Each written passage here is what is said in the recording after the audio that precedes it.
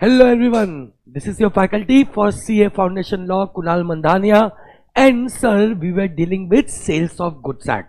तो क्लास अभी तक के लेक्चर्स में हमने दो चैप्टर कंप्लीट कर लिए हैं. फर्स्ट चैप्टर कंप्लीट कर लिया है एंड सेकंड चैप्टर कंप्लीट कर लिया है कंडीशंस एंड वारंटी. आज के इस लेक्चर में हम एक छोटा सा चैप्टर पहले कंप्लीट करने वाले हैं जिसका नाम है ऑक्शन सेल.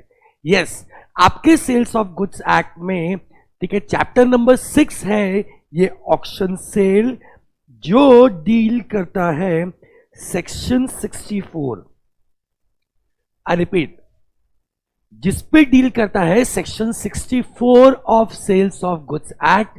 एंड क्लास आपको ये चैप्टर ये सेक्शन याद करना बहुत जरूरी है बिकॉज एग्जाम में मोस्ट ऑफ द टाइम्स कई बार इस चैप्टर से क्वेश्चन आता है. नाउ क्लास क्वेश्चन क्या आता है? मोस्टली क्लास इस चैप्टर से 3 क्वेश्चन आता है. सर किस पे आता है? पूरे चैप्टर पे आता है. यस क्लास, पूरे चैप्टर पे आता है.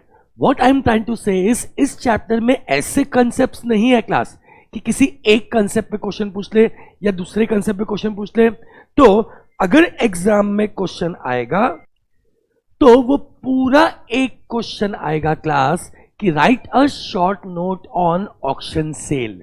Is it clear? This question can come from 5 marks 6 marks to 7 marks. And उसमें हमको ऑक्शन सेल के इस चैप्टर में हम जो जो चीजें पढ़ेंगे उन सबको मिला के आपको लिखना है. तो सर कैसे लिखना है, क्या लिखना है, इसके बारे में हम आगे बात करेंगे. पहले ये चैप्टर जल्दी से कंप्लीट कर लेते हैं. ओके, तो ये चैप्टर जल्दी से कंप्लीट करते हैं, फिर मैं आपको मस्त वाला एक शॉर्टकट दूंगा जिससे ऑक्शन सेल बहुत बहुत इजी हो जाएगा. एंड एग्जाम में आने दो ये क्वेश्चन, आप सबको फुल मार्क्स मिलेंगे, इसकी गारंटी मेरी है. ओके, तो सर हम बात कर रहे हैं किसकी? Auction sale. Now class what do you mean by auction sale? Normally हम ऑक्शन सेल क्यों कराते हैं हम उसके बारे में क्लास बात कर रहे हैं. नाउ पॉइंट समझो, बेसिक समझो. आप सबको पता है कि ऑक्शन सेल क्या होता है. ऑक्शन हो रहा है जहां एक बंदा हथौड़ा लेके खड़ा है एंड सामने बहुत सारे लोग बैठे हैं एंड सब बिडिंग कर रहे हैं. 1000, 2000, 3000, 5000 एंड जो हाईएस्ट बिड होता है उस हाईएस्ट बिड पे ऑक्शनियर ऐसा बोलता था, कुछ याद करो, 5001, 5002, 5003 और वो हैमर को ऐसे फॉल करता था. अरे कुछ याद आया क्या? This is auction sale. Now basically आपके नॉलेज के लिए सर हम ऑक्शन सेल क्यों करवाते हैं? हम ऑक्शन सेल इसलिए करवाते हैं क्लास कि कई बार क्या होता है हम सीधा सीधा प्राइस कोट कर देते हैं कि इस गुड्स का प्राइस है 5000 रुपए.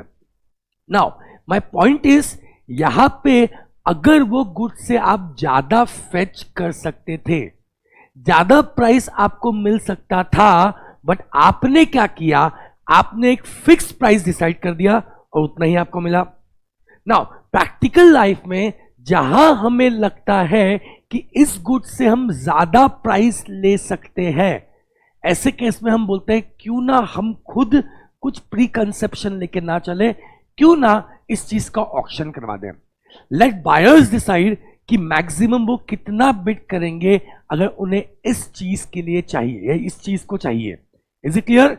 This concept is called as book building process या बिडिंग प्रोसेस या बुक बिल्डिंग प्रोसेस, जिसमें उसका बुक वैल्यू यानी उसका प्राइस हम बिल्ड कर रहे हैं, जहां पे बहुत सारे इंटेंडेड बायर्स, आई नॉट से बायर बिकॉज बायर तो एक ही होगा, बट बहुत सारे इंटेंडेड बायर जिनका इंटेंशन है बाय करने का, वो सब आ रहे हैं और एक दूसरे को आउटबिड करने की कोशिश कर रहे हैं. सर आपने क्या वर्ड यूज किया? आउटबिड. आउटबिड मतलब उसके बिड के ऊपर अपना बिड डालने की कोशिश कर रहे हैं. 1000, 1500, 2000, 2500 यानी कहीं ना कहीं वो एक दूसरे को क्या कर रहे हैं क्लास? आउटबिड करने की कोशिश कर रहे हैं. This is called as auction sale. So सबसे पहले डेफिनेशन में फोकस करेगा class. Auction sale is a special mode of sale. ये स्पेशल टाइप ऑफ सेल है in which sale is made in public and different intended buyers try to outbid each other. This is the most important point. आप पहले के points लिखो या ना लिखो, आप बोलोगे it is a special type of sale where many intended buyers try to outbid each other. मेरे साथ बोलो फिर से, many intended buyers try to outbid each other. Okay, now sir auction का पूरा प्रोसेस क्या है पहले हम ये समझते हैं, फिर उसके रूल्स देखना शुरू करते हैं. ओके, सो सर पूरी प्रोसेस की पूरी कहानी क्या है ऑक्शन की. क्लास, लोगों को सपना तो नहीं आएगा कि ऑक्शन होने वाला है, तो लोगों को बताना पड़ेगा कि इस तय दिन में, इस तय समय पे, इस तय जगह पे ऑक्शन होने वाला है. इसके लिए क्लास वो लोग क्या करते हैं, एक एडवर्टीजमेंट देते हैं. अब ये एडवर्टीजमेंट आप न्यूज़पेपर में दे दो, ये एडवर्टीजमेंट आप मीडिया पे दे दो, ठीक है, चैनल पे दे दो, इंस्टाग्राम पे दे दो, फेसबुक पे दे दो, बट एक एडवर्टीजमेंट दिया जाता है. ओके, अब एडवर्टीजमेंट में आप टाइम, डेट, प्लेस सब कुछ बता देते हैं. ओके, नाउ जिन जिनको वो गुड्स खरीदने की इच्छा है वो लोग उस ऑक्शन में आते हैं जिसे हम बोलते हैं intended buyers. I hope it is clear. Now सब लोग आके उस चीज के लिए क्या करते हैं क्लास, बिड करते हैं. उस चीज के क्या करते हैं, बिड करते हैं. एंड ठीक है, बिडिंग कौन कंडक्ट करता है या ऑक्शन कौन कंडक्ट करता है, उस पर्सन को हम बोलते हैं ऑक्शनेयर. क्या बोलते हैं sir, auctioneer. Auctioneer is a person जो ऑक्शन कंडक्ट करता है. Who is auctioneer? Auctioneer is the agent of seller. क्यों, सेलर गुड्स बेच रहा है तो सेलर के बिहाफ में वो बंदा ऑक्शन कंडक्ट करके गुड्स को बेच रहा है. तो सर बहुत सारे बायर्स आके बिड करते हैं एंड जो हाईएस्ट बिड होती है, आई रिपीट, जो हाईएस्ट बिड होती है, नॉर्मली एक तरीका है कि वहां पे फॉल ऑफ हैमर होता है. फॉल ऑफ हैमर होता है. आपने देखा 5001, 5002, 5003, उसके हाथ में एक छोटा सा हैमर होता है, वो टक करके मारता है. Is it clear? This is called as fall of hammer. तो सर पूरा प्रोसेस क्या है, पूरी कहानी क्या है. सबसे पहले क्लास एडवर्टीजमेंट गया. आप समझो, एडवर्टीजमेंट ने लोगों को इनवाइट किया कि आप आओ और ऑक्शन में बिड करो. लोगों ने आके ऑक्शन में बिड किया एंड जो हाईएस्ट बिड थी उसमें फॉल ऑफ हैमर करके वो बिड को एक्सेप्ट कर लिया गया. Is it clear? जैसे ही बिड एक्सेप्ट हो जाएगी क्लास, क्या हो जाएगा, एक कॉन्ट्रैक्ट बन जाएगा. आई रिपीट, क्या हो जाएगा, एक कॉन्ट्रैक्ट बन जाएगा. तो पूरी कहानी क्या है, एडवर्टीजमेंट जो आपने दिया था is a invitation to offer. Advertisement जो आपने दिया था is a invitation to offer. लोगों ने आके बिड किया, मतलब लोगों ने क्या दिया, ऑफर दिया. सर ये कौन सा ऑफर है? ऑब्वियस सी बात है, सब बिड कर रहे हैं, मतलब एक्सप्रेस ऑफर है. आई hope it is clear. And जहां पे हैमर फॉल होता है, मतलब ऑफर पे क्या हो गया, एक्सेप्ट हो गया, एक्सेप्टेंस आ गया, और हमारे बीच में क्या बन गया सर, कॉन्ट्रैक्ट बन गया. आई hope it is clear. Sir ये कौन सा एक्सेप्टेंस है? क्या उसने एक्सप्रेस किया? नहीं, उसने कंडक्ट से बताया. तो this is a implied acceptance. Okay, so I repeat, वो जो एडवर्टीजमेंट दिया जिससे लोगों को बुलाया was a invitation to offer. लोगों ने आके बिड किया is a offer, express offer. And highest bid पे ऑक्शनियर हैमर को फॉल कर देगा is a implied acceptance. Sir implied acceptance क्यों है? एक्सप्रेस थोड़ी क्या, कंडक्ट से, हैमर फॉल करने से हुआ ना, तो it's a implied acceptance. I hope it is clear. And यहां पे कॉन्ट्रैक्ट हो गया. एंड अब जैसे ही कॉन्ट्रैक्ट होता है, दोनों ही पार्टीज पे ऑब्लिगेशन आ गया, सेलर के ऊपर कि उसे गुड्स सेल करना पड़ेगा एंड बायर के ऊपर कि उसे उसके लिए प्राइस पे करना पड़ेगा. This is the basic criteria of auction sale class. Okay, तो बिफोर वी प्रोसीड क्लास, मैं एक क्वेश्चन रेस करना चाहता हूं. क्वेश्चन को ध्यान से सुनना, इसमें एग्जाम में भी ये क्वेश्चन आ सकता है. ओके, सो क्वेश्चन इज, कि सपोज नागपुर में देशपांडे हॉल में, ठीक है, 14 अगस्त को, 14 अगस्त, 15 अगस्त नहीं, 14 अगस्त को हमने ऑक्शन रखा पुरानी चीजों को बेचने का, पुरातन काल की चीजों को बेचने का, हड़प्पा सिविलाइजेशन की चीजों को बेचने का हमने ऑक्शन रखा देशपांडे हॉल में। ओके, 14 अगस्त को सुबह 11 बजे हमने ये ऑक्शन रखा। ओके क्लास, नाउ क्लास आसपास के कई जगहों से लोग उस ऑक्शन के तय दिन पे देशपांडे हॉल पहुंच गए। ओके, एंड जब वो देशपांडे हॉल पहुंचे तो वहां पे एक काला कुत्ता भी नहीं था। सर काला कुत्ता नहीं था, सफेद कुत्ता था? कोई भी नहीं था, ना काला कुत्ता था, ना सफेद कुत्ता था, ना ऑक्शनर थे, ना लोग थे। बस वो 20-25 लोग जो ऑक्शन में, ठीक है, आए थे कि वो हड़प्पा सिविलाइजेशन की चीजें खरीद सके। 11 बज गई, 12 बज गई, 1 बज गई, 2 बज गई, कोई नहीं आया। बस वो समाचार आया, न्यूज आई कि आज ऑक्शन कैंसल हो गया है। अब क्लास वो 20-25 लोग जो आए, ठीक है, कोई इंदौर से था, कोई चंद्रपुर से था, कोई यवतमाल से था, कोई पूना से आया था, कोई मुंबई से आया था, बेचारे फ्लाइट की टिकट करके आए थे, होटल बुक कराया था, इतना खर्चा किया था। उन्होंने ऑक्शन करने वाले सेलर के ऊपर केस किया कि हम इतने दूर दूर से आए और तुमने ऑक्शन कैंसल कर दिया। माय क्वेश्चन इज, क्या सेलर को डैमेजेस पे करने पड़ेंगे? क्या सेलर को उन्हें ये पैसा पे करना पड़ेगा? बोलो बोलो, बताओ। ओके, आंसर सोच के रखो, पहले मैं बेसिक कंप्लीट कर रहा हूं, 5 मिनट बाद आपको आंसर दूंगा। ओके, चलो पढ़ते हैं। सब ये सेक्शन जो है sir, that is section 64।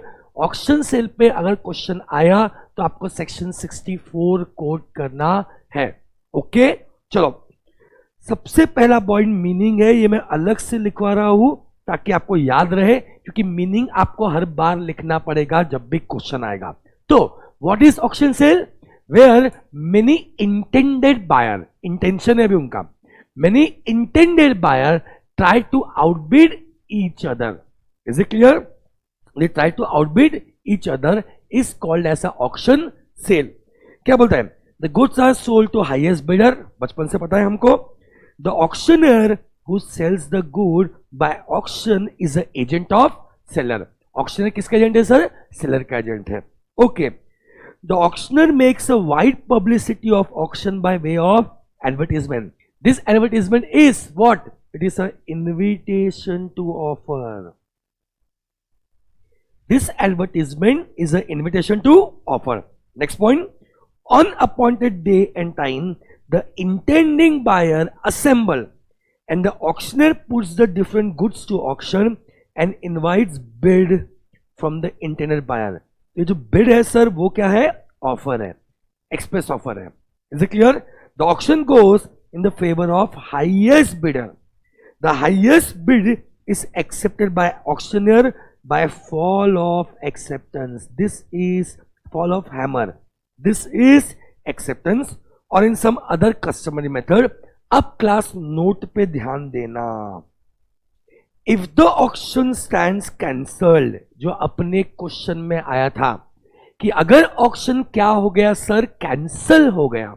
Okay, nobody can claim damages. You got the answer.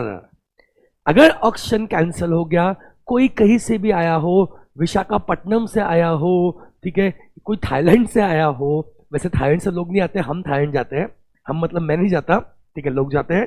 तो ऐसे केस में भी कोई कहीं से भी आया हो, उनको कोई डैमेज मिलने वाला नहीं है। क्यों sir? I give you example. Sir contract creates obligation. Legal obligation कहाँ आती है? जब कॉन्ट्रैक्ट होता है। सर कॉन्ट्रैक्ट कब हो रहा है? इस केस में ऑक्शन सेल में कॉन्ट्रैक्ट हो रहा है जब हैमर फॉल हो रहा है। Is it clear? अभी तो आपने सिर्फ इन्विटेशन टू ऑफर दिया था और गांव गांव शहर शहर से लोग आ गए। I hope you are getting me, ठीक है। माय पॉइंट इज यहां पे कॉन्ट्रैक्ट हुआ क्या? नहीं। तो कोई ऑब्लिगेशन आया क्या? नहीं। जब कॉन्ट्रैक्ट ही नहीं हुआ तो कोर्ट में केस करने का ऑप्शन अवेलेबल नहीं है। Okay, it was just invitation to offer. अभी तो ऑफर नहीं दिया, अभी तो एक्सेप्टेंस नहीं हुआ, अभी तो कॉन्ट्रैक्ट नहीं हुआ, तो काहे का ऑब्लिगेशन भैया? ओके, तो कोई डैमेजेस क्लेम नहीं कर सकता, because no contract comes into existence, that is no legal obligation. जब ससुरा कॉन्ट्रैक्ट ही नहीं हुआ तो लीगल ऑब्लिगेशन कहां से आएगा? और लीगल ऑब्लिगेशन नहीं आएगा तो फिर काहे कोर्ट में आप हमारे खिलाफ केस नहीं कर सकते। आई होप यू गेटिंग मी, यानी कोई लीगल ऑब्लिगेशन नहीं है। तो जो मैंने क्वेश्चन रेस किया था उसका मैंने आपको आंसर दे दिया है। Is it clear? चलो हम शुरू करते हैं। गिनती के 6-7 रूल्स है ऑक्शन सेल के, रूल खत्म करते हैं, फिर मैं आपको मस्त वाला एक शॉर्टकट दूंगा। Is it clear? उससे हंसते खेलते आप निपटा देना है इसको। ओके, चलो class. First question is completion of sale. Just a moment.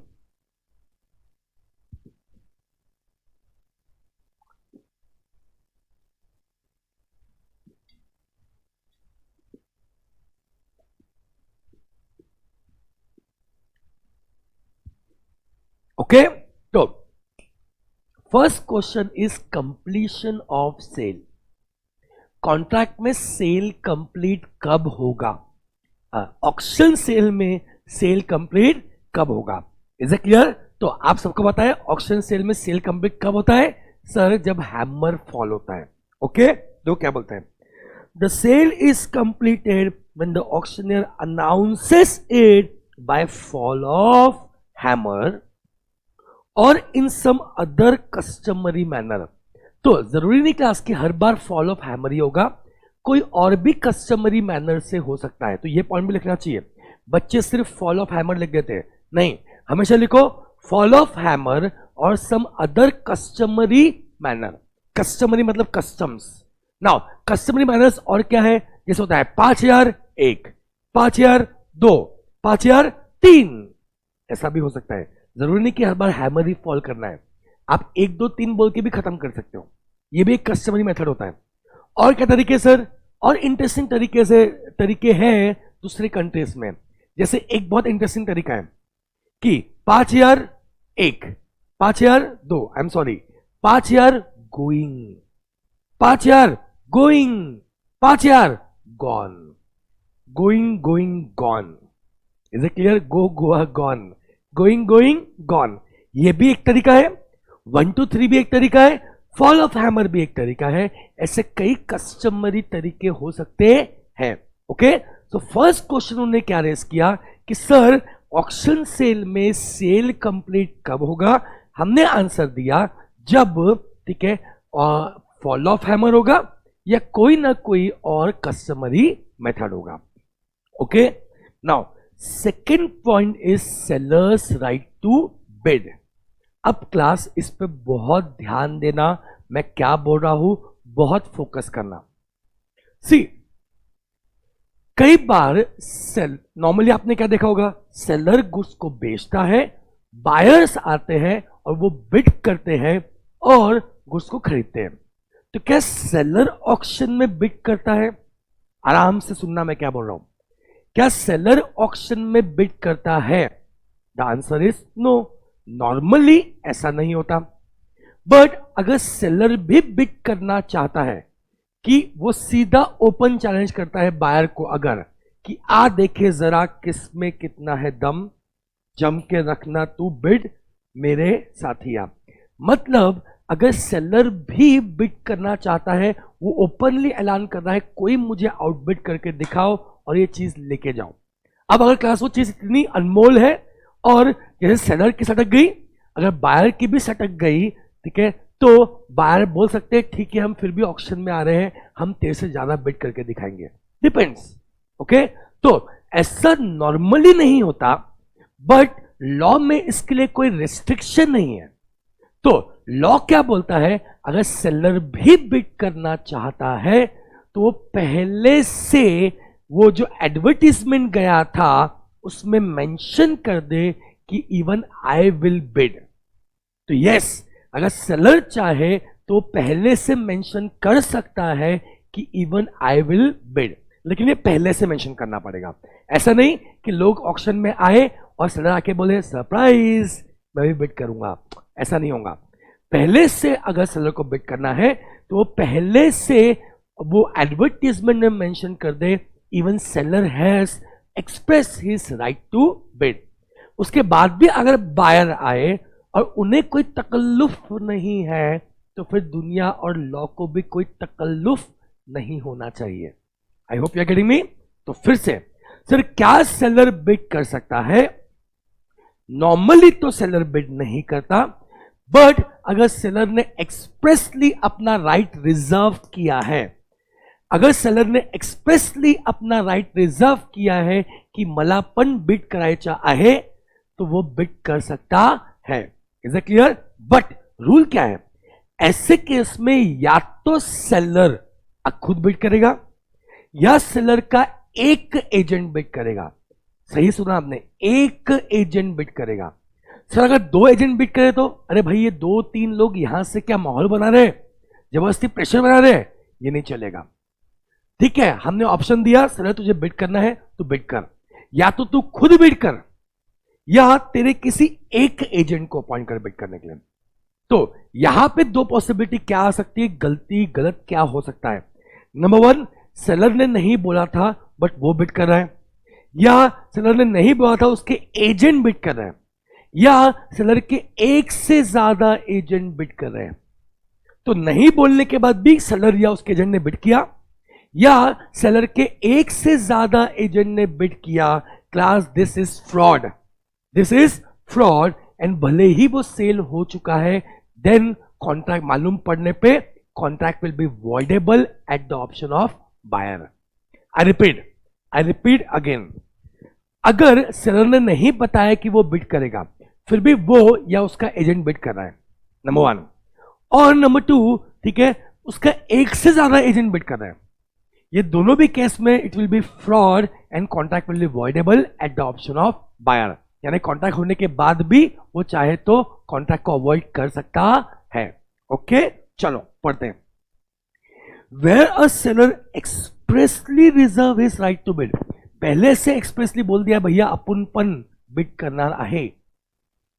He may do so either by himself, खुद से कर सकता है, और by appointing a person to bid on his behalf, वो खुद से भी बिड कर सकता है या वो किसी और पर्सन को भी अपॉइंट कर सकता है उसके बिहाफ में बिड करने के लिए। Okay, where a seller does not expressly reserve his right to bid, the buyer has option to treat the sale as fraudulent. भाई साहब उसने राइट अपना एक्सप्रेस नहीं किया था फिर भी वो बिड कर रहा है, the sale is fraudulent. Further he can appoint only one agent to bid on his behalf. यहां पे क्लास दो केसेस आते हैं फ्रॉड के। नंबर वन, सेलर बिड, दो केसेस आते हैं फ्रॉड के। देयर आर टू केसेस जो फ्रॉड के यहां पे आ सकते हैं। Number one, seller bid when no right reserve, भाई राइट रिजर्व नहीं किया था फिर भी भाई साहब बिड कर रहे हैं। Number two, appoints more than one agent, जहां एक्सप्रेस किया था बट एक से एजेंट अपॉइंट करा।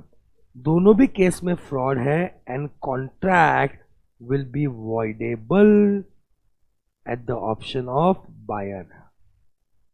Contract will be voidable at the option of buyer. Okay, so कितने पॉइंट हो गए सर? दो। Number one, completion of cell.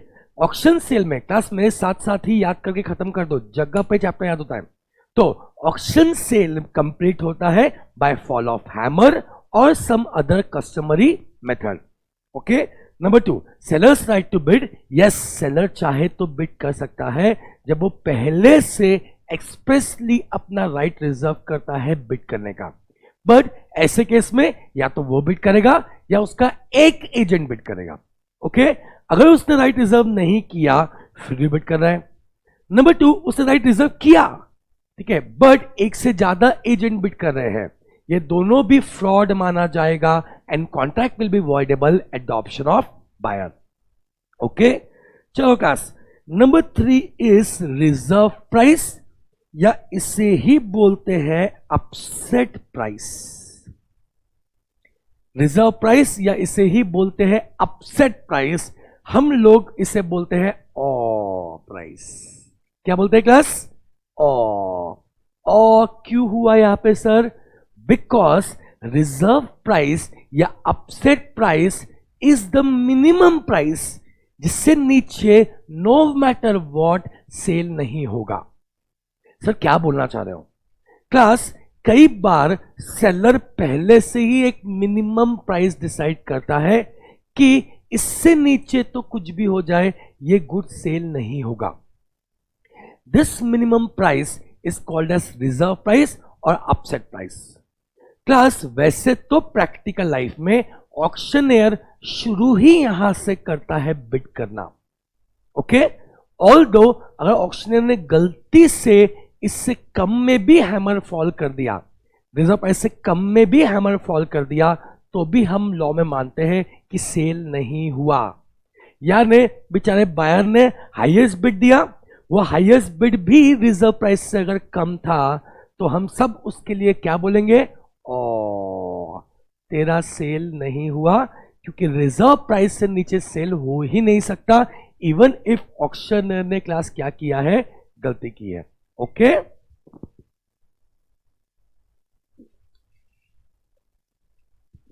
तो इसे वापस पढ़ते हैं. The seller may notify that sale is subject to minimum price और अपसेट प्राइस. मिनिमम प्राइस और upset price below which the goods will not be sold even to the highest bidder. उससे कम तो भैया हाईएस्ट बिडर को भी good cell होने वाले नहीं है. ओके, चलो आगे बढ़ते हैं. ओके सर, आगे चलते हैं. Next point number 4 is pretended bidding, या इसी को बोलते हैं सर पफरिंग. प्रिटेंडेड बिडिंग बोलो इसे या पफरिंग बोलो, it is one and the same thing. Okay, so sir point क्या है? ध्यान देना.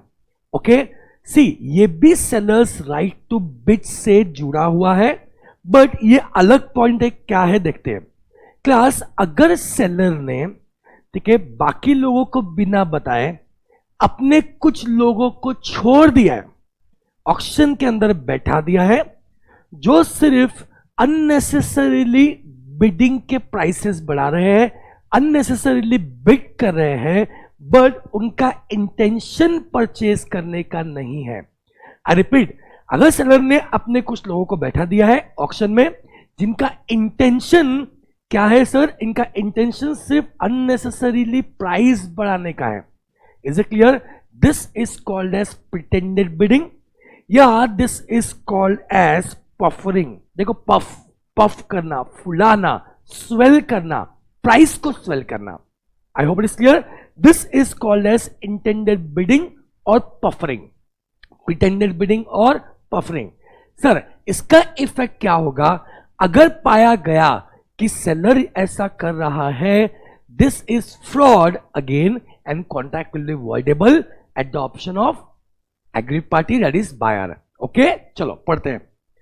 If the seller appoints puffer, people who do not intend to purchase the goods but make bids in order to raise the bid price in the auction. अगर seller ने puffers को appoint किया है to bid in the sale is voidable at the option of buyer. Okay class, तो कितने points हो गए अपने? 4. सेल कब कंप्लीट होगा हमने वो देख लिया. सेलर्स राइट टू बिड देख लिया. नंबर 3 अपसेट प्राइस देख लिया. नंबर 4 प्रिटेंडेड बिडिंग हमने देख लिया. Number 5 is knockout agreement. तो क्लास, इसका नाम तो नॉकआउट है, बट बेसिकली यहां पे हम नॉकआउट नहीं कर रहे हैं, उल्टा है. तो इसका नाम तो नॉकआउट है, बट यहां बेसिकली हम नॉकआउट नहीं कर रहे हैं. सब मतलब क्या? देखो क्लास, एग्जाम्पल पे ध्यान देना. एग्जाम्पल 1 नंबर है, 1 नंबर आपको समझ जाएगा कंसेप्ट क्या है.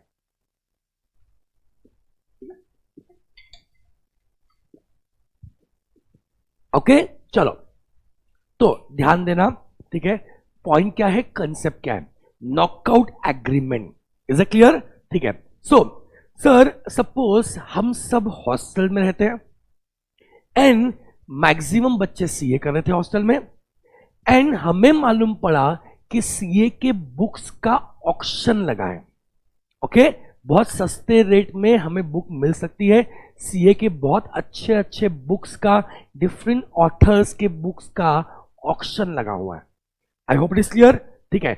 अब हम हॉस्टल में करीब 40-50 लोग थे जिनको उस ऑक्शन में जाने की इच्छा थी।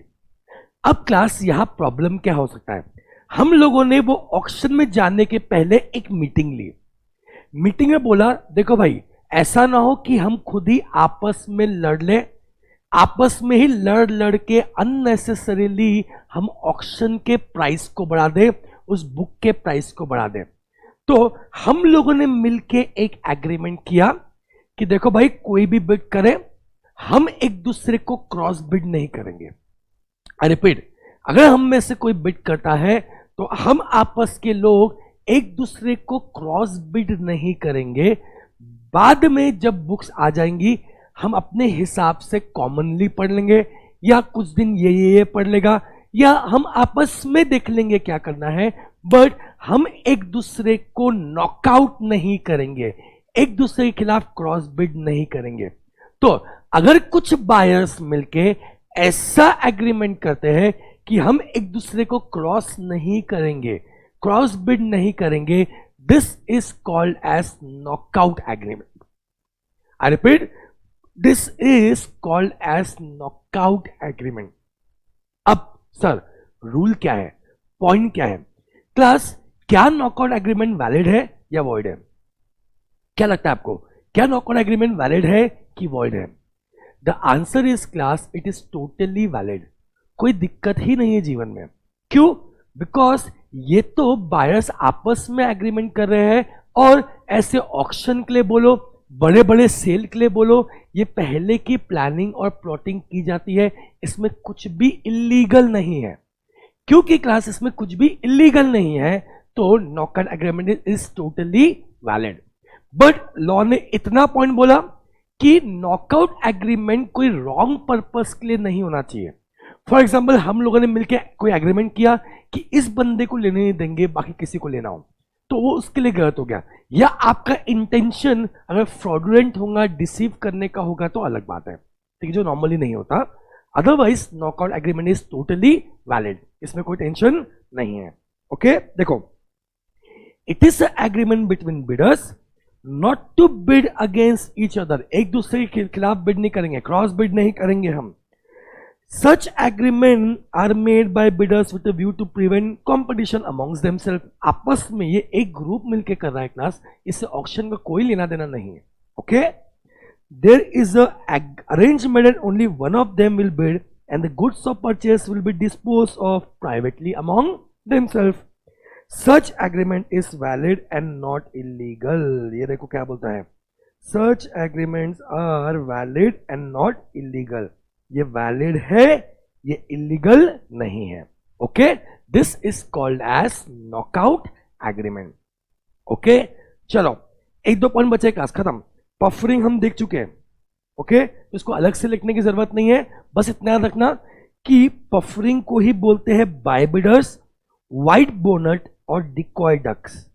Bye bidders, they are not bidders, ये they are by bidders adjacent to them, जो अननेसेसरी प्राइस को बढ़ा रहे हैं। या उसे बोलते हैं व्हाइट बोनट। व्हाइट बोनट मतलब एक कार होती है जिसमें बोनट होता है, बोनट के अंदर क्लास इंजन होता है। Is it clear? और इमेजिन करो एक कार है जिसमें बोनट तो है लेकिन इंजन नहीं है। ये प्रिटेंडेंट बिडिंग या पफरिंग भी वही हो रहा है कि आप खाली बड़बड़ कर रहे हो, आपका लेने का कोई इंटेंशन नहीं है। आप ऐसी कार हो जिसमें बोनट तो है लेकिन इंजन नहीं है, चलती नहीं है कार। ओके, या उसे ही बोलते हैं डिकॉय डक। डिकॉय डक मतलब आप क्वैक क्वैक कर सकते हो बट आपकी काटने की ताकत नहीं है। ओके, तो ये सब फालतू के नाम से आप लिखो तो भी चलेगा, नहीं लिखो तो भी चलेगा। Okay, next important concept is damping. Very very important concept, इसका नाम क्या है class? Damping. Now sir damping मतलब क्या होता है, समझ लेते हैं एक मस्त वाले एग्जांपल से। पानी पी के बढ़िया एनर्जी लेके आपको मस्त वाला एग्जांपल देता हूं। ये पानी ही है और कोई ड्रिंक नहीं है।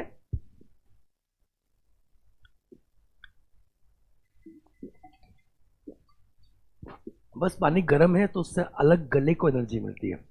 ओके चलो, सो सर डैम्पिंग यानी क्या होता है, मेरे एग्जाम्पल पे ध्यान से गौर फरमाइएगा।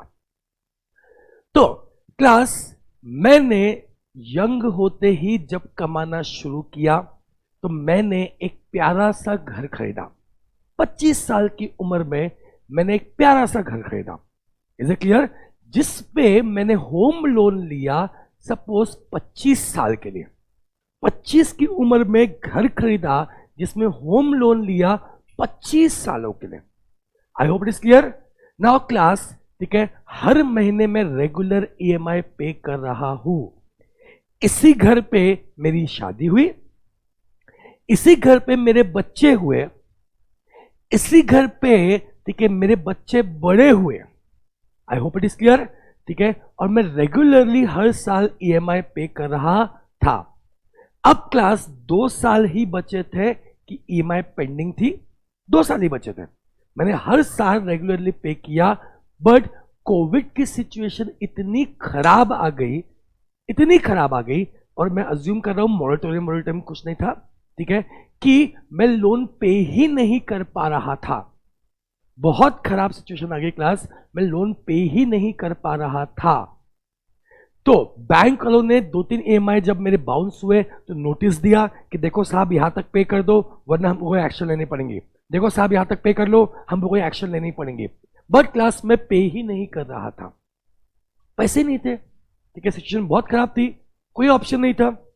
क्लास 3-4 महीने जब मेरी ईएमआई बाउंस हो गई तो बैंक वालों ने मुझे नोटिस दिया, और नोटिस के बाद भी मैं पे नहीं कर पाया तो बैंक वालों ने मेरा घर नीलाम करने के लिए डाल दिया, ऑक्शन सेल पे डाल दिया। अब क्लास आई नो ठीक है, तो पॉइंट इज, अब क्लास ठीक है यहां पे पॉइंट समझो, मैंने 25 साल की उम्र से जब से घर लिया था 22-23 साल तक हर साल ईएमआई पे किया है, हर महीने ईएमआई पे किया है। इस घर से मेरी इमोशनल वैल्यू जुड़ी हुई है। ये वही घर था जहां मैं जवान हुआ, जवान तो था मैं, ठीक है, मैंने शादी किया, मेरे बच्चे हुए, बच्चों के घर बड़े हुए। ये घर सिर्फ मेरे लिए घर नहीं था क्लास, बागबान था। Is it clear? और यही घर वो बेच रहे थे बैंक वाले ऑक्शन में। क्लास मेरा दिमाग खराब हुआ, आता माजी सटक ली।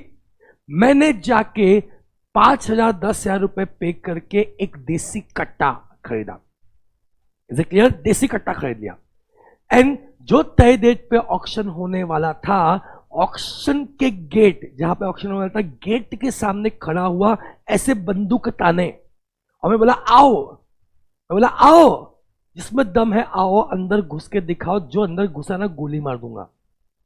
और ये देसी कट्टा ठीक है, वो एक अपनी वेब सीरीज थी मिर्जापुर वाला, वो देसी कट्टा नहीं है कि किसी को गोली मारा और अपना ही हाथ कट गया।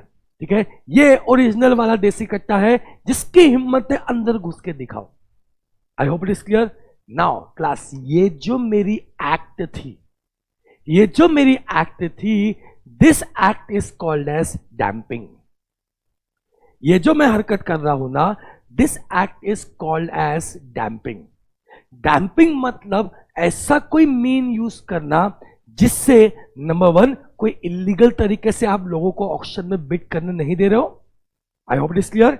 नंबर 2, या तो आप गुड्स में अननेसेसरीली डिफेक्ट बता के बायर्स को भगा रहे हो। सर मतलब क्या? सपोज मैंने 20 लड़के खड़े कर दिए, हर एक को 200 रुपए दे दिए, और बोला कि अफवाह फैलाओ जितने लोग आ रहे हैं कि ये घर मत खरीदना, इस घर पे आत्मा का वास है, भूत। Is it clear? तो आप समझो, ये तरीके से मैं बायर्स को शू अवे कर रहा हूं, भगा रहा हूं, ये भी डैम्पिंग होंगे। ओके, सो डैम्पिंग का इफेक्ट क्या पड़ेगा? नंबर 1, वो जो अंदर बैठा ऑक्शनर है, अगर उसको मालूम पड़ता है कि डैम्पिंग हो रही है तो वो ऑक्शन भी कैंसिल कर सकता है। Number 2, it is illegal therefore it is also punishable to me. This is called as damping. देखो class, it is a unlawful act, illegal act, unlawful act, which an intending buyer is prevented from bidding. The biggest and most important point, where they are preventing them from bidding. This is done in any of the following ways. Number one, the pointing out defects in the goods. Goods में unnecessarily defect को point कर रहे हैं. जैसे example कि घर मत लो, इसमें आत्मा का वास है, इसमें भूत है. ठीक है, ये भी हो सकता है. नंबर टू, बाय टेकिंग और scaring away the intended buyers from the place of auction by some other device. ठीक है, बहुत तरीके यूज करते हो. देसी कट्टा लेके खड़ा हो गया, किसी को अंदर नहीं आने दे रहा हूं मैं, ये भी एक तरीका है. ठीक है, और एक तरीका है, ठीक है, कि सपोज मैंने सामने ऑक्शन के प्लेस के सामने एक व्हाइट मारुति वैन खड़ी कर दी है. ओके, और जो अंदर आ रहा है मैं उनसे बोलता हूं चलो भाई साहब बाजू में चाय पी के आते हैं. ठीक है, और बाजू में किनारे उनको लेके जाके सबको मैं मारुति वैन के अंदर बंद कर रहा हूं जब तक ऑक्शन खत्म नहीं होता, डिटेन कर रहा हूं. यानी मैं कोई ना कोई अनलॉफुल तरीका यूज कर रहा हूं, इसे लोगों को बिड करने से प्रिवेंट कर रहा हूं. This is damping. क्या बोलते हैं? Damping is illegal and the auctioneer has a right to withdraw goods from the auction sale in case where damping is observe. Damping में वो गुड्स को विथड्रॉ कर सकता है, ठीक है, और खत्म कर सकता है इस चीज को. ओके, पफरिंग तो हम देख चुके हैं, फ्रॉड है, वॉइडेबल है, जिसमें अननेसेसरी लोग आके बिडिंग बढ़ा रहे हैं, कोई खरीदना है नहीं. ठीक है, सेलर ने कुछ अपने टट्टुओं को बैठा दिया है वहां पे. ठीक है, तो this is puffing. Last one is sale of goods in lot. बस बहुत सिंपल सा पॉइंट है. ठीक है, बच्चे मुझे कह रहे पूछते सर समझा नहीं है. ठीक है, इसमें समझने लायक कुछ है ही नहीं, बहुत सिंपल है. मुझे बताओ, सपोज गुड्स लॉट में बिक रहे हैं, एक लॉट एक लॉट की, ठीक है, बिडिंग हो रही है. ओके, एंड गुड्स लॉट में बिक रहे हैं, फिर से बोल रहा हूं मैं, और सपोज एक लॉट 50,000 गुड्स का है, एक लॉट 50,000 गुड्स का है. माय क्वेश्चन इज, यहां पे जो एक लॉट का सेल हुआ, तो एक कॉन्ट्रैक्ट बना कि 50,000 कॉन्ट्रैक्ट बने? एक लॉट का भी हमने सेल किया ऑक्शन में और उसमें 50,000 गुड्स थे. ठीक है, तो कॉन्ट्रैक्ट एक बना कि 50,000 कॉन्ट्रैक्ट बने? The answer is obviously sir, एक ही कॉन्ट्रैक्ट बना. That is what that point says. वो पॉइंट बोलता है class, if the sale of goods is in lots, I hope it is clear. तो in such case each lot is considered to be a separate subject for sale. Lot sale होगा subject का, ना कि उसके अंदर के जो goods होंगे वो 50,000 different goods different sale subject होंगे. तो one lot will be subject of sale, मतलब कॉन्ट्रैक्ट एक ही होगा, कॉन्ट्रैक्ट एक से ज्यादा नहीं होगा. तो यहां पर लिखता हूं, in sale by lots one lot is one contract. One lot is one contract, irrespective of a fact. One lot is one contract, irrespective of the fact that one lot consists of many goods. Irrespective of the fact that one lot consists of many goods. Alright class, तो आप देख सकते हैं यहां पे, ठीक है, question तो हम बाद में सॉल्व करेंगे, पहले सुन लो. यहां पे क्लास, ठीक है, हमने ऑक्शन सेल का थ्योरी पूरा कंप्लीट कर लिया. एंड 95% टाइम्स एग्जाम में थ्योरी क्वेश्चन आएगा ऑक्शन सेल पे. Okay, now what I will do is, मैं आपको रिवाइज कराता हूं इसका एक जबरदस्त तरीके से. इसके लिए मैंने एक मस्त शॉर्टकट बनाया है. Shortcut is mister SRK. Sir SRK बोलते कौन? ठीक है, SSR नहीं है, आप SSR के चलते SRK को भूल गए हैं. एसआर के मतलब अपने बॉलीवुड का actor Shahrukh Khan. Mister SR के ने पीसी पे डील किया, पीसी पे डील किया ऑक्शन सेल में। I repeat, shortcut is mister SRK ने पीसी पे डील किया ऑक्शन सेल में। ओके, तो कीवर्ड्स क्या है? मिस्टर का एम, एस आर के, पीसी, डील का डी और एल ले रहा हूं मैं, ठीक है, बस खत्म। तो शॉर्टकट क्या बनेगा? एम, मिस्टर का एम लेना है अपने को, एस आर के, पी सी पे डील किया, डी एल।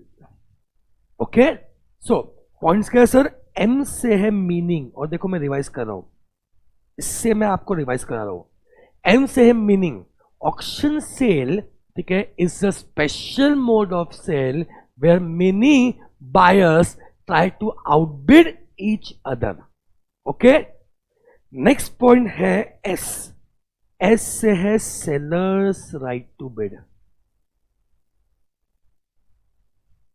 एस से क्या है sir? Seller's right to bid. तो अगर सेलर चाहे तो बिड कर सकता है, अगर वो एक्सप्रेसली अपना राइट टू बिड रिजर्व करता है, बट यहां वो खुद कर सकता है या उसका एक एजेंट कर सकता है। अगर उसने राइट टू बिड नहीं रिजर्व किया तो फ्रॉड होगा, या एक से ज्यादा एजेंट अपॉइंट किया तो फ्रॉड होगा, and contract will be voidable at the option of buyer. Okay, next point है आर, आर से है रिजर्व प्राइस। तो कितना इजी हो जाएगा, हेडिंग मालूम हो तो आप तो चड्डे फट्टे सारे आंसर लिख दोगे। सो आर से क्या है? रिजर्व प्राइस या upset price. This is the minimum price जो सेलर ने डायरेक्ट किया हुआ है, इसके नीचे कोई भी हो जाए, कुछ भी हो जाए, सेल नहीं हो सकता। This is called as reserve price और upset price. I hope it is clear. इससे नीचे अगर ऑक्शनर ने सेल भी कर दिया तो वो सेल वैलिड नहीं होगा। ओके, नेक्स्ट पॉइंट के से है नॉकआउट एग्रीमेंट। केसेस क्या है सर? नॉकआउट एग्रीमेंट, जहां बायर्स आपस में एग्रीमेंट करते हैं कि दो एक दूसरे के खिलाफ बिड नहीं करेंगे। दिस इज टोटली वैलिड, जीवन में कोई दिक्कत नहीं है। नेक्स्ट पॉइंट देखा अपने पी, पी से आप प्रिटेंडेड बिडिंग बोलो या उसे पफरिंग बोलो। सर प्रीमियम बिडिंग क्या होता है? जहां अननेसेसरीली प्राइस को स्वेल करने के लिए बायर्स ने कुछ बंदों को बैठा दिया है जो सिर्फ बिड कर रहे हैं बट वो परचेस नहीं करने वाले। ये भी फ्रॉड है and contract will be voidable. Next point C से हमने देखा कंप्लीशन ऑफ सेल। सी से हमने देखा completion of sale. Completion of sale बोलता है कि ऑक्शन सेल में सेल कंप्लीट कब होगा सर? बोलो। ऑक्शन सेल में सेल कंप्लीट होगा सर जब फॉल ऑफ हैमर होगा या कोई ना कोई और कस्टमरी मेथड होगा। ओके, नेक्स्ट आगे बढ़ते हैं। डी से है डैम्पिंग। अभी मैंने आपको बताया था डैम्पिंग मतलब क्या होता है। कोई तो भी इलीगल तरीका जिससे आप लोगों को बिड करने नहीं दे रहे, या तो इलीगल तरीके से या गुड्स में डिफेक्ट बता के। एंड एल से है lots, that is sale by lot. जब भी लॉट्स में सेल होगा, every lot will be a different subject matter of contract of sale. Okay, तो सिंपल हो गया। तो इतना में चैप्टर हमारा अच्छे से कंप्लीट हो गया है। नाउ एक क्वेश्चन जो है मैं वो भी सॉल्व कर देता हूं और एक क्वेश्चन मैं रेज भी कर देता हूं आपके लिए। ओके सर, चलो।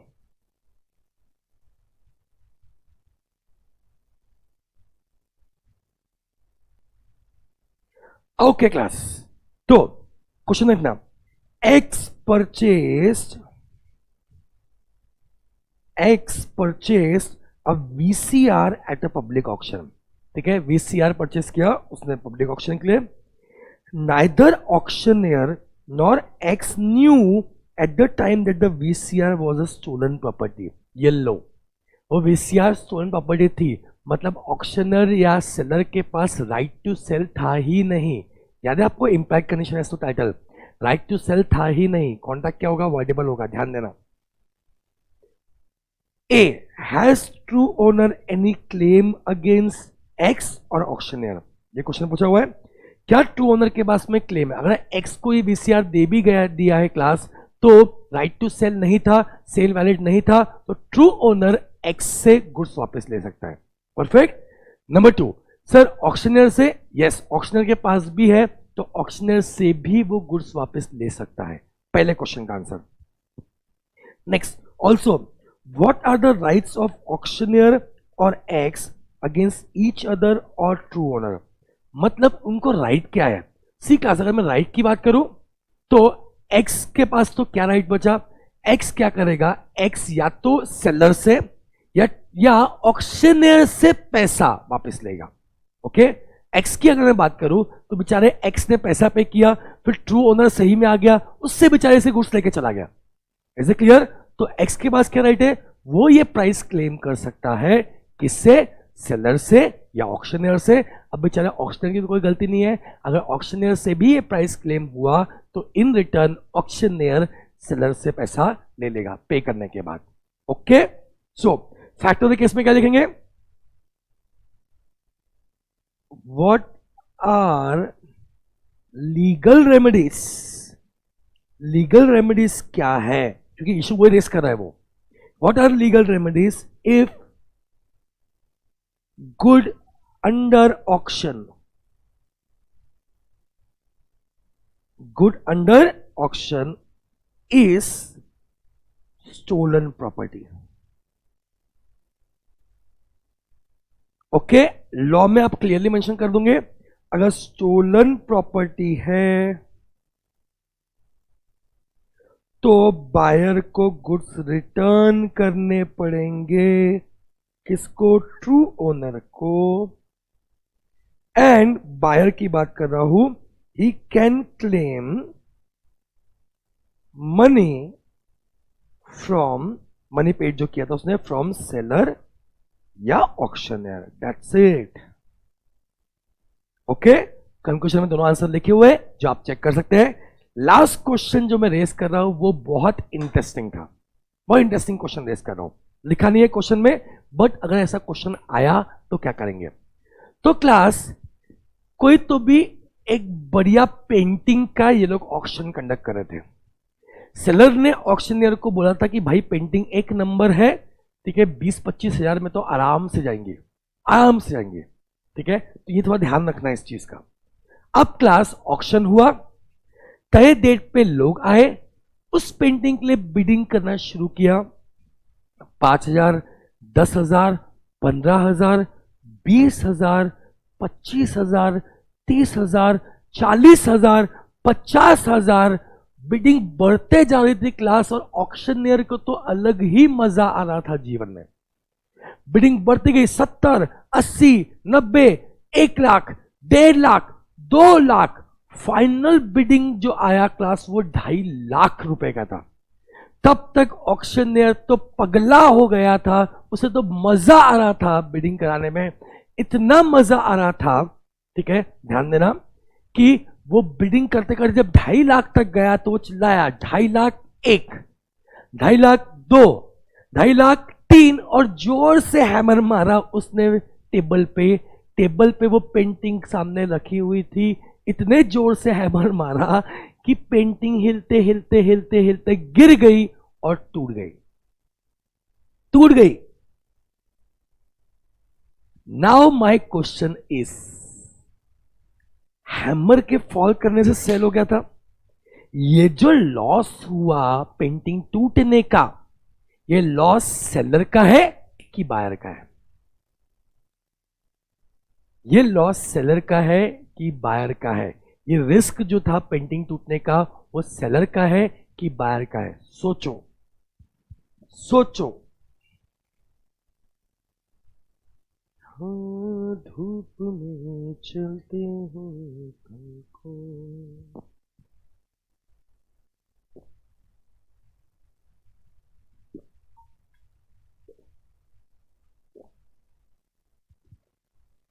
हाँ जी, अब बच्चों का दिमाग क्या चल रहा होगा कि सर हैमर फॉल किया, सेल हो गया, सेल हो गया तो ओनरशिप ट्रांसफर हो गई and risk also transfers with ownership. तो रिस्क किसका होगा? बायर का होगा। Is it clear? बिल्कुल सही सोच रहे हो, बट प्रॉब्लम ये है, दिस इज स्पेशल इशू। जब ये मैटर कोर्ट में गया तो कोर्ट ने बोला कि हैमर फॉल सही तरीके से करता तो वो प्रॉपर एक्सेप्टेंस होता, क्योंकि तूने सही तरीके से हैमर फॉल नहीं किया क्योंकि उससे वो गिर गया, तो आपका एक्सेप्टेंस का मेथड अच्छे से स्मूथली कंप्लीट ही नहीं हुआ, तो कॉन्ट्रैक्ट ही नहीं हुआ। और अगर कॉन्ट्रैक्ट ही नहीं हुआ तो ये रिस्क किसका होगा? सेलर का होगा, बिकॉज ओनरशिप अभी भी किसकी है? सेलर की है।